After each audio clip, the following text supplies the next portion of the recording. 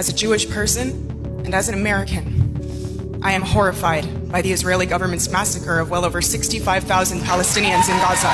I am ashamed and infuriated that this mass murder is funded by our American tax dollars. I know.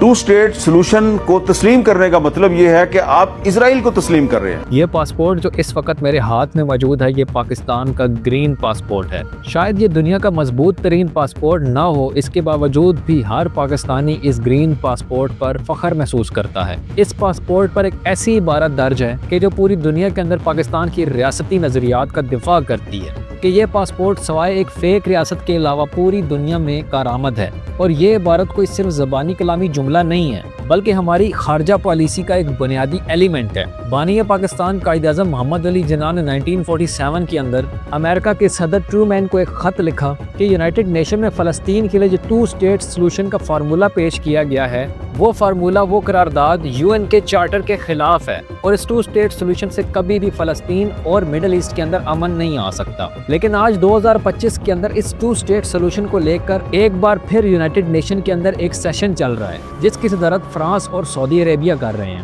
اور اس session کے اندر ایک مرتبہ پھر to state solution کے حق میں قرارداد کو پیش کیا گیا ہے. یعنی فلسطین کو دو حصوں میں تقسیم کر کے ایک ریاست فلسطین بنا دیا جائے اور دوسری ریاست کو اسرائیل بنا دیا جائے. اور دوسری طرف امریکی صدر ڈونلڈ ٹرمپ اسرائیل کے وزیر اعظم کے ساتھ مل کر غزہ اور فلسطین میں امن کا ایک سو کالڈ پیس پلان بنا رہے ہیں. اور یہ کہا جا رہا ہے کہ اس پلان کے تحت غزہ اور فلسطین کے اندر سب سے پہلے جنگ بندی کی جائے گی اور دوسرے نمبر پہ انسانی زندگی کو بحال کیا جائے گا.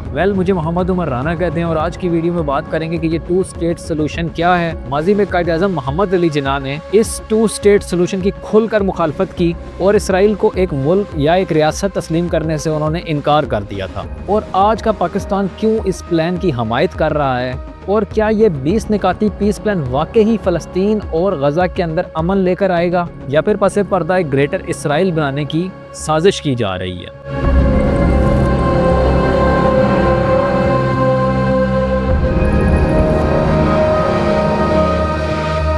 دنیا کی تاریخ میں فلسطین کا مسئلہ ہمیشہ سے ہی جذباتی اور حساس رہا ہے. اس سرزمین پر بسنے والے مسلمانوں نے اپنی ریاست کے تحفظ کے لیے اپنے گھر بار، اپنے خاندان سب کچھ داؤ پر لگا دیا، اپنے بچوں کا مستقبل قربان کر دیا اور اس ریاست کو بچانے کے لیے انہوں نے عالمی طاقتوں کے ساتھ بغاوت کی. یہ صرف ایک زمین کا ٹکڑا حاصل کرنے کی جنگ نہیں ہے بلکہ یہ فلسطینی قوم کی شناخت، ان کی آزادی اور ان کی ڈگنیٹی کی جنگ ہے.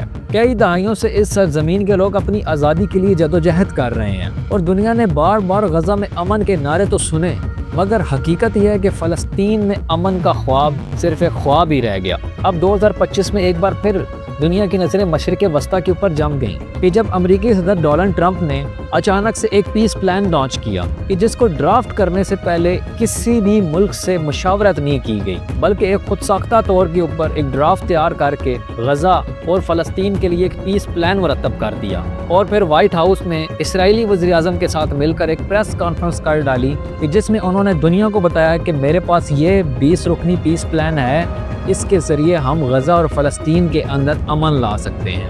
اور ساتھ ہی اب تمام ممالک اس پیس پلان کی حمایت کر رہے ہیں. اس پریس کانفرنس میں حیرت کی بات یہ تھی کہ ڈونلڈ ٹرمپ نے اس پریس کانفرنس میں خصوصی طور پر ریاست پاکستان کا ذکر کیا مگر دوسری طرف پاکستان کے فارن منسٹر نے قومی اسمبلی میں تقریر کرتے ہوئے کہا کہ یہ 20 نکاتی پیس پلان ڈونلڈ ٹرمپ کا ہے. ہم نے جو ڈونلڈ ٹرمپ کو 20 نکاتی ایجنڈا دیا تھا وہ اس سے مختلف تھا. میں نے یہ کلیئر کر دیا کہ یہ جو 20 پوائنٹ جو ٹرمپ صاحب نے جو پبلک کی ہیں یہ ہمارے نہیں ہیں.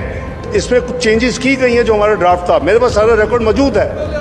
مگر اب اس سے ایک بات صاف ظاہر ہوتی ہے کہ یہ گیم یک طرفہ طور پر کھیلی جا رہی ہے. اس میں امپائرز نے پہلے سے ہی فیصلے سیٹ کر رکھے ہیں. جو ڈرافٹ پاکستان نے اور دوسرے عرب کنٹریز نے ڈونلڈ ٹرمپ کو پیش کیا اس میں رد و بدل کر کے ڈونلڈ ٹرمپ نے پریس کانفرنس کی. اس پیس پلان کو اگر تفصیل سے جاننے کی کوشش کرے تو اس میں بہت ساری چیزیں متنازع ہیں جو صاف صاف اسرائیل کو سپورٹ کر رہی ہیں اور دوسری طرف فلسطین کو ان کے بنیادی ریاستی حقوق سے محروم کرتی ہیں. اس پیس پلان کے پوائنٹ نمبر 1 میں غزہ میں فوری جنگ بندی کا ذکر کیا گیا ہے. اس پلان کے مطابق اسرائیل اور حماس اس پیس معاہدے پر جیسے ہی دستخط کریں گے تو تو غزہ کے اندر فوراً سیز فائر ہو جائے گا۔ یہاں تک تو بات درست ہے، مگر ایک سوال جو لوگوں کے دماغ میں اب بھی کھٹک رہا ہے، جب بھی یونائٹڈ نیشن میں غزہ میں سیز فائر کے اوپر قرارداد پیش کی گئی تب امریکہ اور ڈونلڈ ٹرمپ نے اس کی حق میں ویٹو کیا۔ 14 members of the Security Council voting for a ceasefire in Gaza, Those against. but it's blocked by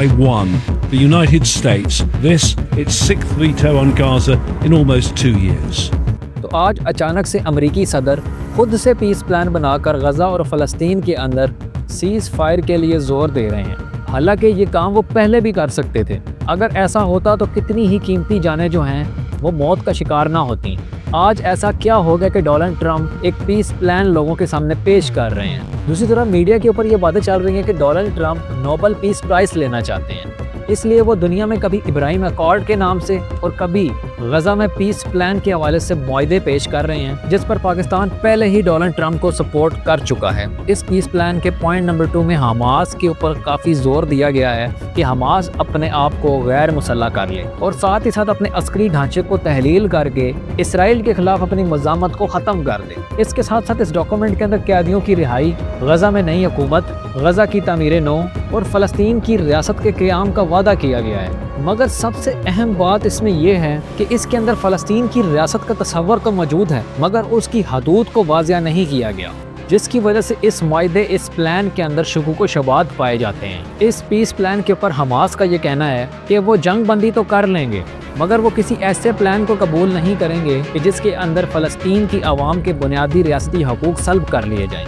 دوسری طرف اگر بات کریں 2 اسٹیٹ سولوشن کی، تو یونائٹڈ نیشن کے اندر بہت سارے ایسے ملک ہیں کہ جنہوں نے اس 2 اسٹیٹ سولوشن کے فارمولے کو سپورٹ کیا ہے۔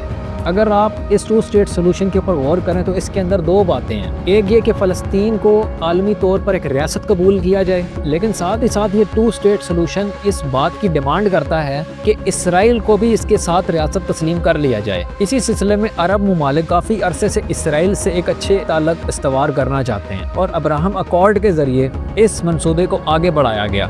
اب اگر بات کریں ابراہیم اکارڈ کی تو مختصر طور پر یہ ہے کہ مسلمان، یہودی اور عیسائی یہ تینوں ابراہیم علیہ السلام کو متفقہ طور پر مانتے ہیں، لہٰذا ہم سب کو ابراہیم اکارڈ کے اوپر ایک نیشن بن جانا چاہیے، اکٹھے ہو جانا چاہیے۔ اس طرح جو فلسطین کی ریاست ہے اس کا بھی حل ممکن ہو پائے گا۔ مگر سوال یہاں یہ ہے کہ کیا اسرائیل آزاد فلسطین کی ریاست کو سپورٹ کرتا ہے یا نہیں؟ کیا اس پیس پلان اور اس 2 اسٹیٹ سولوشن کے اندر فلسطین کے حدود حربے طے کیے جائیں گے کہ نہیں؟ اس کا جواب ہے نہیں، کیونکہ اسرائیل کے وزیر اعظم نیتن یاہو نے اپنے واضح الفاظ میں کہا ہے کہ وہ فلسطین کو ایک خود مختار اور آزاد ریاست تسلیم نہیں کرتے۔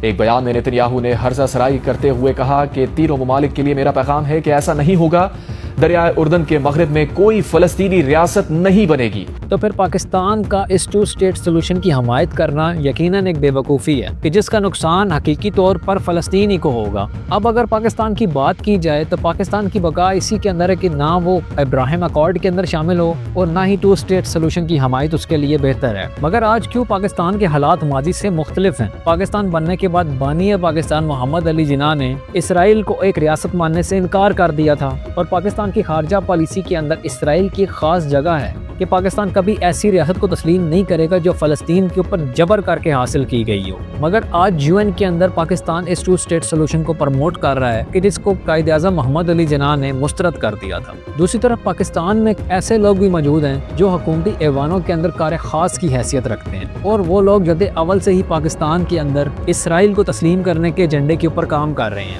اس میں ایک بڑا نام شمع جنیجو کا آتا ہے، جو کہ ایک انٹرنیشنل لیول کی سیکیورٹی میٹنگ کے اندر پاکستانی ڈیفنس منسٹر کے عقب میں بیٹھی ہوتی ہیں۔ شمع جنیجو بیسیکلی ایک پرو اسرائیل سوشل میڈیا ایکٹیوسٹ ہیں کہ جس نے ماضی میں پاکستان اور اسرائیل کے بہترین تعلقات کے لیے سوشل میڈیا کے اوپر کمپینز چلائیں، اور اس بات پر وہ ہمیشہ زور دیتی ہیں کہ پاکستان اسرائیل کو ایک ریاست تسلیم کر لے۔ اور سوشل میڈیا پہ انہوں نے ایک متنازع ٹویٹ کی کہ اگر میری اسرائیلی وزیر اعظم کے ساتھ ملاقات ہو جاتی ہے تو میرے لیے اعزاز کی بات ہوگی، اور میں یہ فوٹو اپنے سوشل میڈیا کے پروفائل پہ لگاؤں گی۔ اور پاکستان جیسا ملک جس کی خارجہ پالیسی کے اندر اسرائیل دور دور تک موجود نہیں ہے، وہ اس خاتون کو اس کی کارکردگی کے اوپر تمغہ امتیاز سے نواز رہا ہے، جو کہ ہماری ریاست کے لیے ایک شرم کا مقام ہے۔ اور دوسری طرف فلسطین کے ہاتھ میں اگر سینیٹر مشتاق احمد ریلی نکالتے ہیں تو انتظامیہ ان کو کہتی ہے کہ غزہ میں جا کے احتجاج کریں، تو وہ واقعی فلسطین کا غم لے کے غزہ میں پہنچ گئے۔ اب میجر سوال یہاں یہ ہے کہ کیا آج کا پاکستان بانی پاکستان کے موقف کو بہتر سمجھتا ہے، ان کے موقف اور ان کی تعلیمات کے اندر اپنی بہتری سمجھتا ہے،